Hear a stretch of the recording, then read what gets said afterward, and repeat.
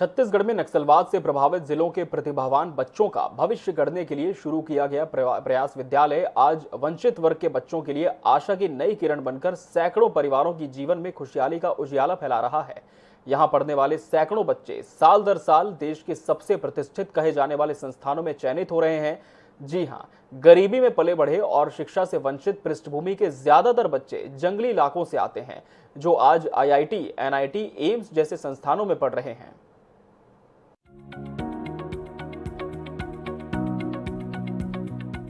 देश भर में JEE और नीट जैसे एग्जाम को क्वालिफाई करने के लिए राजस्थान के कोटा की अपनी एक अलग पहचान है। कोटा में देश भर के स्टूडेंट्स कोचिंग के लिए जाते हैं। वहां पढ़ाई करने वाले ज्यादातर छात्र क्वालिफाई भी होते हैं। आज हम आपको छत्तीसगढ़ के कोटा के बारे में बताने जा रहे हैं।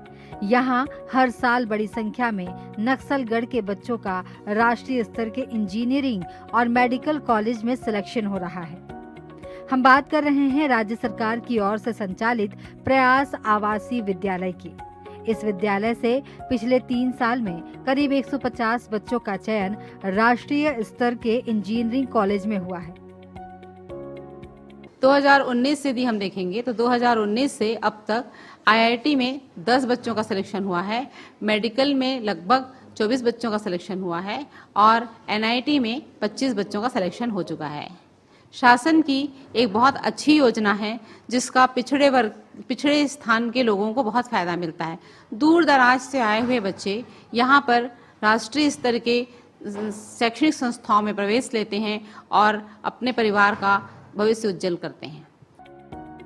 प्रयास आवासीय विद्यालय में जिन बच्चों का चयन हुआ है वे अति नक्सल प्रभावित क्षेत्र और छोटे कस्बों शहरों से आते हैं। यहाँ आने वाले अधिकांश बच्चों ने पहले कभी राजधानी रायपुर नहीं देखा था, लेकिन प्रयास स्कूल आने के बाद बच्चों की उड़ान आसमां छूने की है, क्योंकि ज्यादातर बच्चे इंजीनियर, साइंटिस्ट या डॉक्टर बनना चाहते हैं। राज्य सरकार के प्रयास से बच्चों के सपने भी पूरे हो रहे हैं।